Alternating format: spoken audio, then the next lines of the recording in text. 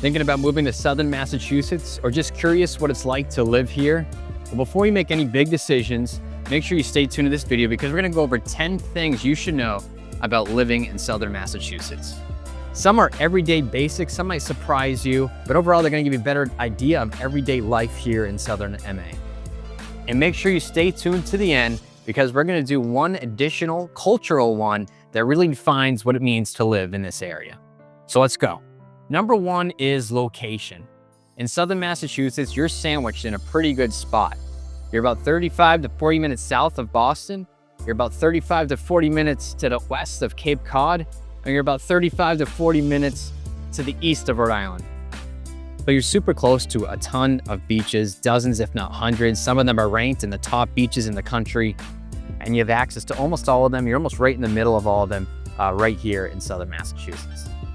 Number two is home prices. Home prices in southern Massachusetts are generally pretty stable compared to the rest of Massachusetts. You're a lot cheaper than Boston to the north and a lot cheaper than Cape Cod to the east. The average home price in Massachusetts is $781,000. And keep that in mind because the average home price here in Bristol County is $534,000. And in Plymouth County, which is the other county in southern Massachusetts, the average home price is a little higher at $637,000, but still pretty significantly cheaper than much of the towns in Boston area and Cape Cod.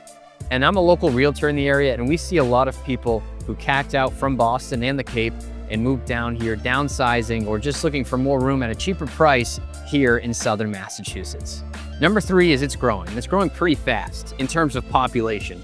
You probably heard news stories about Massachusetts population going down, a lot of people moving south to areas like Florida and North Carolina. But actually in southern Massachusetts, specifically in the counties we talked about, Bristol County and Plymouth County, the populations have actually been growing. Since 2020, the populations have gone up about 5 to 7%.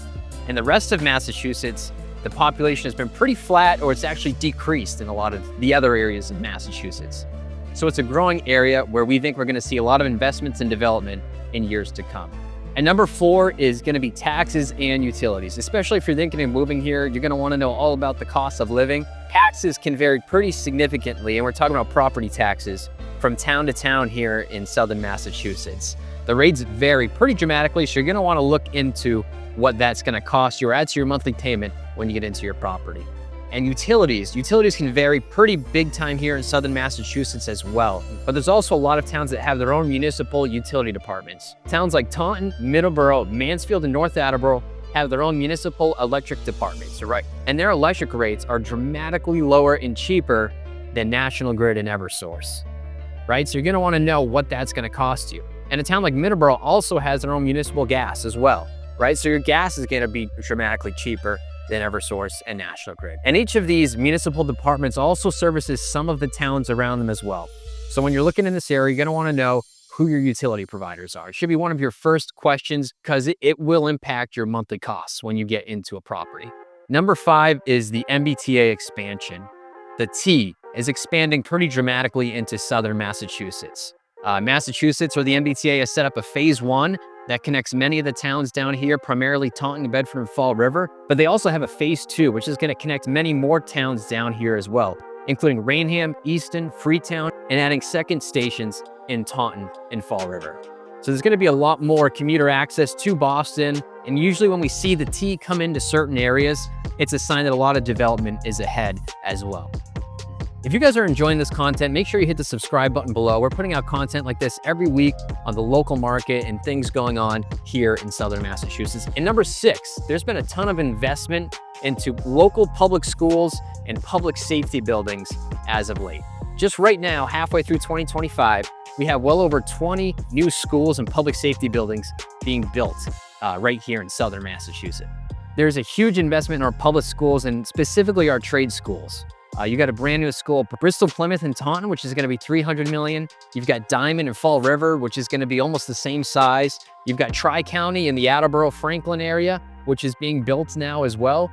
And on top of that, you have a ton of public schools, high schools, elementary schools that have just been greenlit or are ongoing construction on new, beautiful, well-updated, state-of-the-art schools as well. In public safety buildings as well, they're building some pretty large, up-to-date, modern public safety buildings in many of the local towns here in southern Massachusetts too. And number 7 is going to be traffic. And this isn't a purely positive one. I'll start by saying that traffic in Massachusetts is pretty bad. Boston is the #1 worst traffic destination or traffic place in the entire country. It beats out Washington, D.C., it beats out New York City, it beats out LA. It is atrocious. So just keep that in mind. If you are traveling from Southern Massachusetts, commuting to Boston, you're going to want to know that we are having the T come in and alleviate some of that traffic. But traffic going from Southern Massachusetts to Boston is absolutely horrendous. Really going from anywhere in Massachusetts to Boston and coming out at the end of the day is pretty bad. But also some of these surrounding highways, 495, Route 24 here in Southern Massachusetts, they experience some pretty bad backups as well. Just keep it in mind for if you're moving around during, peak business hours in the morning and in the evening, traffic can add up pretty bad. And again, the T, which we already touched on, is supposed to help alleviate that. Number 8, if you're new here, if you've already been here, the major retail spots in the area are going to be Legacy Place in Dedham, Rentham Outlets, obviously in Rentham, Patriots Place in Foxborough. Some of the smaller ones include Mansfield Crossing, obviously in Mansfield. You got downtown Plymouth, which has a ton. Fall River has a South Coast Marketplace. We're probably going to see a lot more investment in those outdoor retail facilities and places. Number 9 is employment and employers. Massachusetts has a pretty strong job market. Southern Massachusetts unemployment rate is only 3.5 to 4.2%, which is on par with the rest of the state. So, very low unemployment in Massachusetts and Southern Massachusetts. The biggest employers are in healthcare, our hospitals, and in education. We have a ton of schools and universities just in Southern Massachusetts as well. Some of the largest private employers include Market Basket, which is a local grocery store. You got Titleist, the National Golf Company. Ocean Spray is also headquartered here in Southern Massachusetts. That's the cranberry juice and cranberry company. The fastest growing sector here in Massachusetts is construction, as it is, most elsewhere in the country too. There's a shortage of skilled tradespeople and tradesmen in the area. So if you're a tradesperson, there's a ton of need for that in Southern Massachusetts and Massachusetts at large. Number 10 is weather. Just like the rest of the Northeast, it's really dark and really cold here for like 6, 7, 8 months of the year. We only really get into the 60s and 70s and above, 3 to 4, maybe 5 months some years out of the year.